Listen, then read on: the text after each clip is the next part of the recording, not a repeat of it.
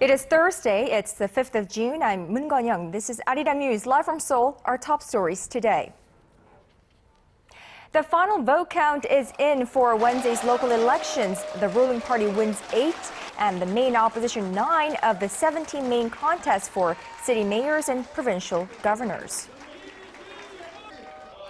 How do the Korean people feel about the election results? What about the nation's top office? We have the reflections on the local elections. And Koreans' income level grew at the slowest pace in 2 years in the first quarter of 2014, a mere 0.5% compared to the quarter before. So we'll have those stories and more.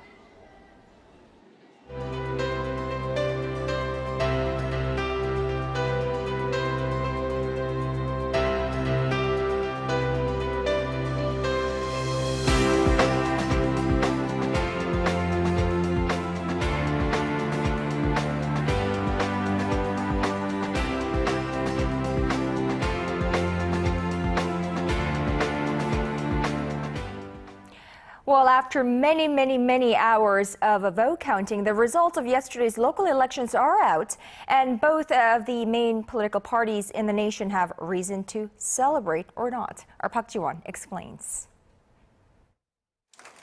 The election results for the 17 heads of local governments show the ruling Saenuri Party victorious in 8 regions and the main opposition New Politics Alliance for Democracy in 9. Although Seoul was taken by the main opposition camp, the ruling party fared well in the metropolitan area.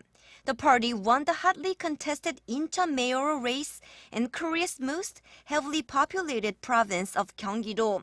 However, the main opposition party claimed victories in the central region in both Chungcheong-do provinces, the new administrative city of Sejong and Daejeon city.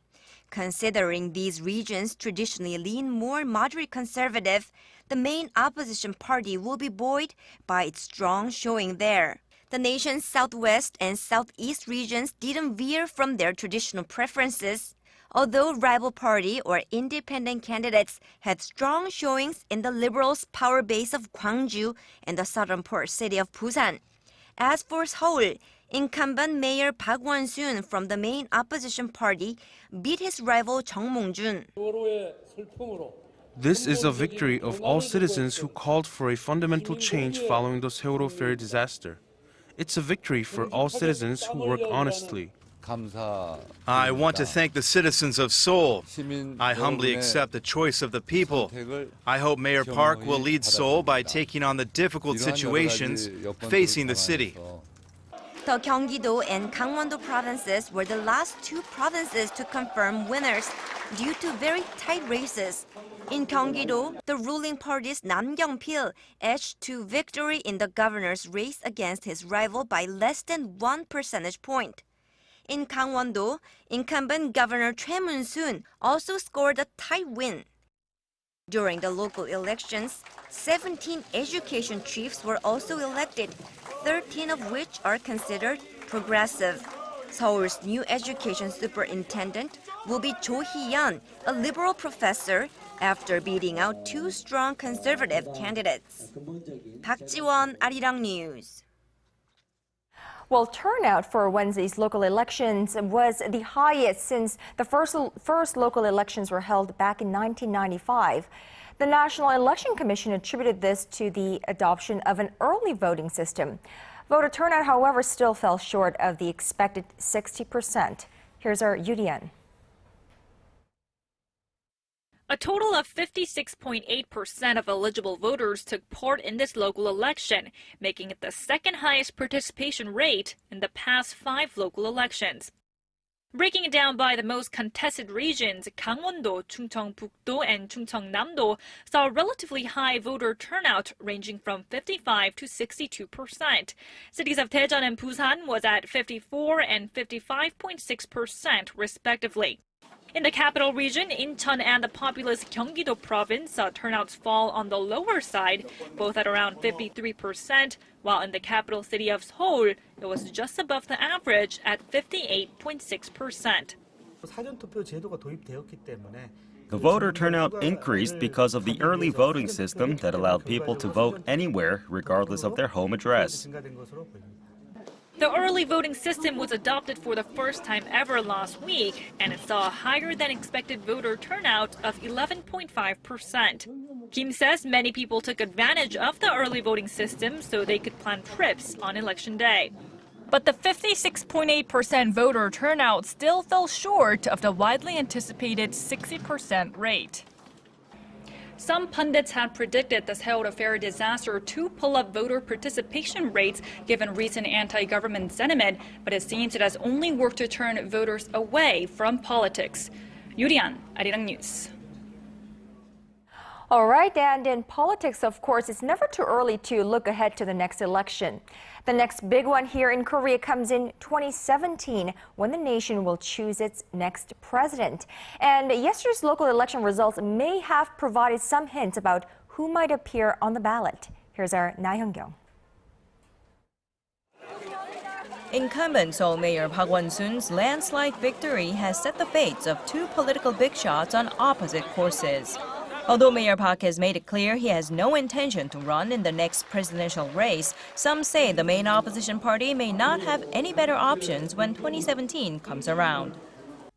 The second phase of Park Won-soon's administrative policies will focus on integration. I will move in step with my supporters as well as with my opponents. Speaking of opponents, Park's competitor and seven-term lawmaker Chung Mong-jun was defeated, a first in his 26-year political career, losing momentum toward becoming the ruling party's next presidential candidate. The beneficiary of his loss just may be Gyeonggi-do Governor-elect Nam Kyung-pil, who now rises near the top of the list of possible ruling party candidates in the 2017 race. This will be done with President Park Geun-hye and the residents of Gyeonggi-do.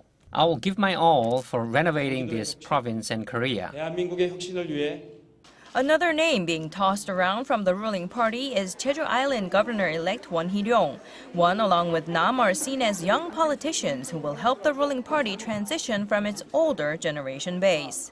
As for the main opposition party, Chungcheong-do Governor-re-elect An Hee-jung is garnering attention. After serving time in jail for accepting illegal funds in the 2002 presidential race, An, one of late President Roh Moo-hyun's closest confidants, won the Chungcheong-do governor seat in 2010. Na Hyun-kyung, ARIRANG News. Now, the Korean people exercised their democratic right to vote in record numbers for a local election yesterday. So what do they have to say about the results one day later? Our Shin Se-min went to the streets to find out. Public reaction to the results of Wednesday's local election has been somewhat divided, but all seem to agree that April's ferry accident was a deciding factor. For this local election, I was greatly influenced by the Seoul ferry tragedy when casting my vote. I want more responsible leaders to represent me and my thoughts. Simply put, I voted because I want a just society for all.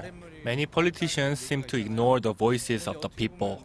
Take the Seoul ferry accident, for example. Instead of leaders trying to save face, I want them to realize what they are missing and have already missed. The elections were for local representatives, but were seen as a barometer of public sentiment following the ferry disaster. But each voter entered the polling booth with other issues in mind that matter to them. Thinking of my mom, I want stronger support for working mothers. The disadvantages that minorities face should be addressed, especially for women and those that are weak. Looking at the big picture, regardless of the political party, I just hope that those who have been elected keep their promises and keep their ears open to the people. I believe humble, honest politicians make the best politicians. I hope all of those representing the people think twice and even 3 times before making pledges. Instead of following trends and going after fame, I think the elected officials should look toward making the community and the country a better place. The results are out and the people have spoken. The nation now waits to see if those they've chosen to represent them live up to expectations. Shin Se-min, ARIRANG News. And to the results of the elections, the presidential office of Cheongwa-do says it humbly accepts the will of the people as reflected in the local election results. Presidential office spokesperson Min Kyung-wook said that the administration would do its best to honor the collective voice of the Korean public and bring about reforms to the nation. Now, the comments echo remarks made by President Park Geun-hye last month when she vowed to fundamentally overhaul the public service sector and root out abnormal practices in society following the Seoul ferry disaster. Now let's try getting a closer look into the election results, what it means and how it might impact future state affairs in this country. For that, Dr. Hong Sang-geol joins us live on the line. He is a professor at Seoul's Kookmin University. Professor Hong, thank you for joining us. Hi. Now, I'm sure you stayed up well into the early morning hours, like we did, to watch the election results. And we finally have the numbers, which are 8 for the ruling party, 9 for the main opposition, out of the 17 key posts. Your assessment? Well, it's about the half-win, half-lose situation for the ruling party, and also for the opposition party. And the opposition party actually was expected to win the local election of all these kind of 17 upper-level local government positions, but it turned out to be that they lost a couple of important positions in the near Seoul area, like Gyeonggi and Incheon. Instead of that, they earned the middle part of the country. So it's about, I think, overall, it seems to me that people showed their strong kind of will that we need some stability at the same time, that we need some kind of renovation of the country. Right. I think some experts have said that the ruling party has avoided a major defeat, and it's a reason to celebrate on their part. And for the main opposition as well, the Seoul ferry, in fact, did not work so much in favor of them as they had expected. However, they still fared pretty well. Now what? I mean, what is your forecast of a post-elections Korea? Well, actually, it was not really related to the outcome of the local election. Actually, the President Park Geun-hye also got some kind of homework from the people after the ferry accident, because her government had a kind of bad responding to the accident, and therefore people really angry about the whole situation. Not the accident itself, but the management of the post-accident situation. So I think she needs to kind of reorganize the whole government as well as her staff in Blue House, at the Blue House, and also she has to take and push all the kind of national renovation program ahead. It was not really quite related to the outcome of the local election. All right, Dr. Hong Sang-geol, Professor of Policy Studies at Kookmin University, thank you for speaking with us this afternoon. Yeah, you're welcome. Thanks.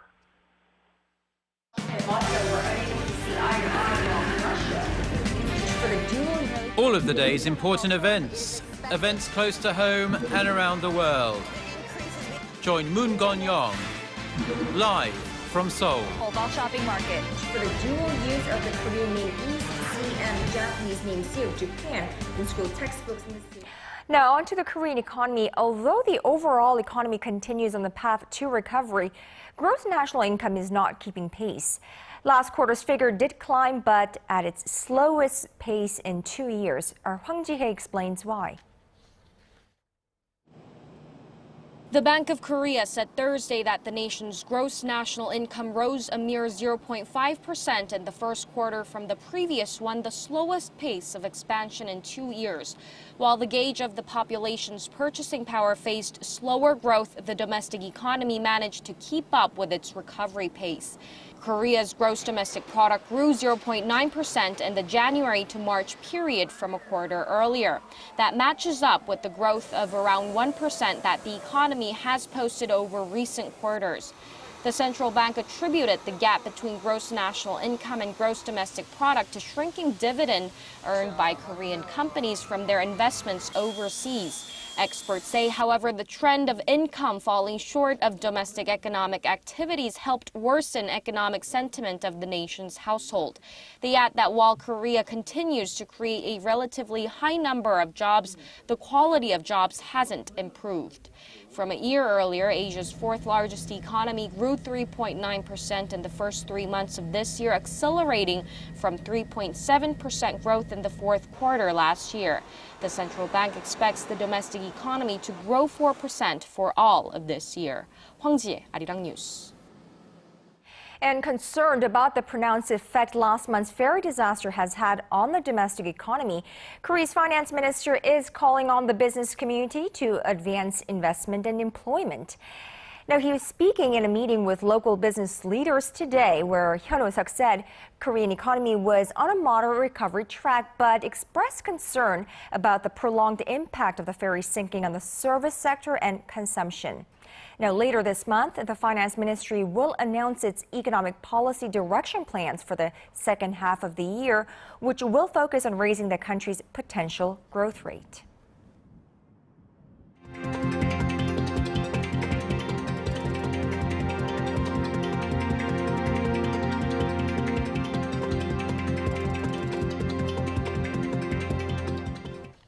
Well, dozens of American companies have apparently been doing business with North Korea, and this despite strict U.S. sanctions on the regime. Bloomberg reports that 68 companies listed the Central Bank of the DPRK as being in their supply chain in filings with the Securities and Exchange Commission. IBM and Hewlett-Packard were among those mentioned, and a spokesperson for Hewlett-Packard said investigations have been underway since January to determine whether its products contain North Korean minerals, but said none have been detected as of yet. IBM's filings said its products may use gold processed in the north. The new head of a U.S. organization that promotes relations with Asia says North Korea's nuclear program and humanitarian aid should be dealt with as separate issues. Frank Januzzi, president of the Maureen and Mike Mansfield Foundation, said that people-centered diplomacy through informal meetings is the key to approaching Pyongyang at this point. Well, he also said he's not optimistic about a swift resumption of the six-party talks on the North nuclear program, adding that Pyongyang does not seem to be open to negotiations. Januzzi was a key member of President Obama's first presidential campaign team, serving as the director for policies related to the Korean Peninsula. Now, the 25th anniversary of the Tiananmen Square massacre came and went, but there was one big event that brought really hundreds of thousands of people, and that was on the Chinese territory, or the Special Administrative Region of Hong Kong. Our Connie Lee takes you there. A massive candlelight vigil lit up the night sky Wednesday night in a downtown park in Hong Kong. Tens of thousands of people remembered the bloody crackdown on democracy in Beijing's Tiananmen Square exactly 25 years ago in 1989. The demonstrators, including many who flew in from mainland China, called on Beijing to admit to the killings and account for what happened. This is my first time participating in this sort of large-scale political event. I hope one day in China, citizens will truly have the freedom to demonstrate.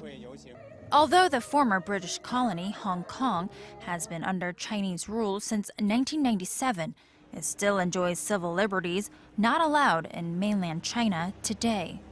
Leading up to the anniversary, the Chinese government cracked down heavily on any mention of the massacre, prohibiting public discussion and censoring online references.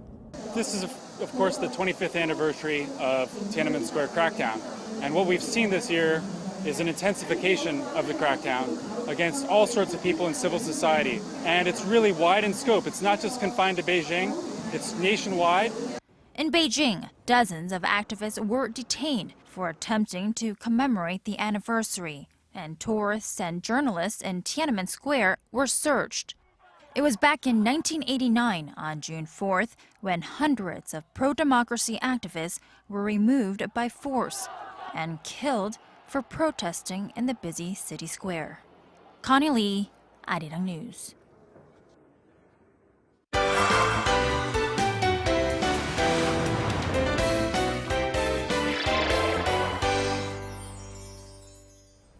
And now it's time to get a look at the arts and culture realm. And for that, of course, our Im Yoon-hee joins us live with a look at this year's, Ballet Festival Korea. So let's get right to it.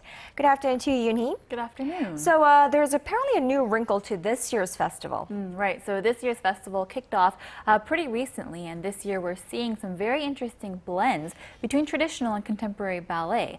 And this ballet festival is one of the biggest ballet events in the nation, so let's take a look. Tutus by the dozens, and pirouettes to match. This year's Ballet Festival Korea has begun, opening the doors to all things old and new in the realm of ballet. Held at the Seoul Art Center, this year marks the 4th Ballet Festival. And this year, 14 ballet companies have come together to showcase their take at one of the world's most universal forms of dance. The festival aims to not only share ballet, but also spread awareness of the dance here in Korea. This festival has dramatic ballet, abstract ballet, even storytelling ballet. There are many different types to allow choreographers a chance to explore, but also it's so they can develop their repertoire. At the end of the day, we want to make people more interested in ballet through these different types.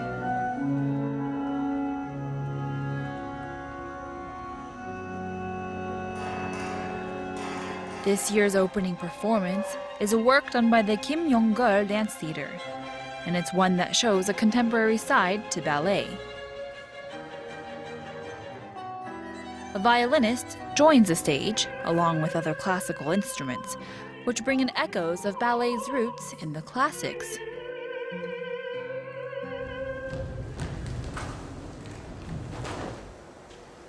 But then suddenly, with the slip of a tutu, traditional ballet is tossed to the wind, and now a new form of ballet emerges, testing just how far the dance can be pushed in the modern world.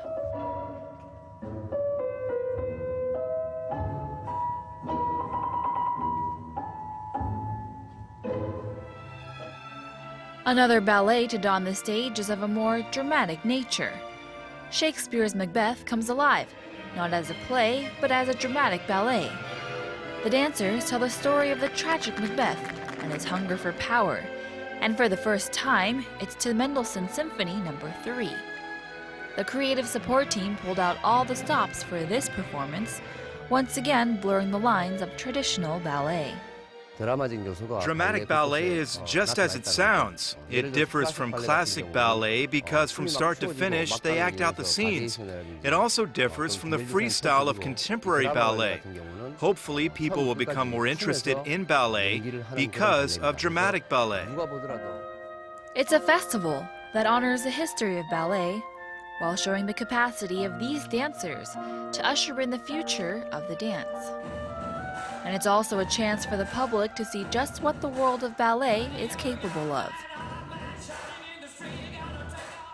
Well, very interesting indeed. So are there performances every day? So there are many performances, not quite every day, but with 14 different ballet troupes involved, there are quite a different amount of performances that you can catch. But make sure you check the schedule before you head out there. Right, definitely. It looked like some performances were staged outdoors. So they do have a beautiful outdoor stadium that they are making use of, and so some of the performances are being held there, and so it's a perfect background. And tomorrow, it's Saturday, Saturday is actually an outdoor performance, so you can check that out this weekend. Right, we have a long weekend this weekend, with tomorrow being Memorial Day, so people have a day off. So definitely something that the family and friends could check out over the weekend. All right, Yoon-hee, thank you so much. My pleasure.